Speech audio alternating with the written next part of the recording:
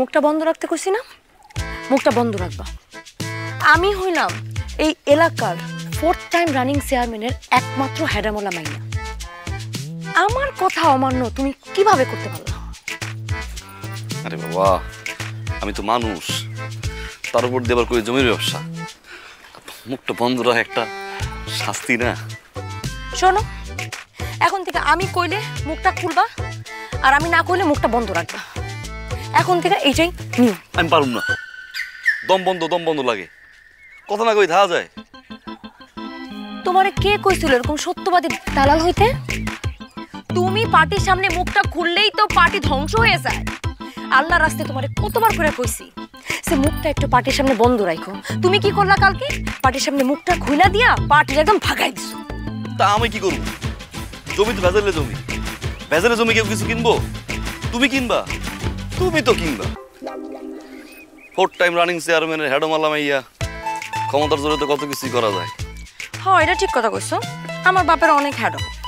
আমি হইলাম 4th time এলাকার রানিং চেয়ারম্যানের একমাত্র হেডমালা মাইয়া। তার মানে কি এখন থেকে আমি যেরকম তোমার এটাই শুনতে হবে? আপনি আমাকে চিনেন? হ্যাঁ, আপনি কার সাথে কি বলতেছেন?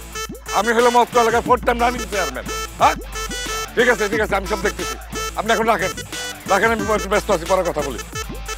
পাতিলের চেয়ে খুন্তি গরম, বাপের চেয়ে মাইয়া। আল্লাহ, স্বাভাবিক না? বাপের কথা কইতে কইতে তো বাপ সামনে এসছে। তুমি যাও, এখন যাও। আরে যাও, পরে কথা বলবো। আরে এদিকে শোন, ওই ইয়েতে যাইতে হবে। হ্যাঁ, আরে আম্মা জান না, আম্মা জানি দিকে আসুন। জি আব্বা যান। কোথায় যাইতেছিলেন?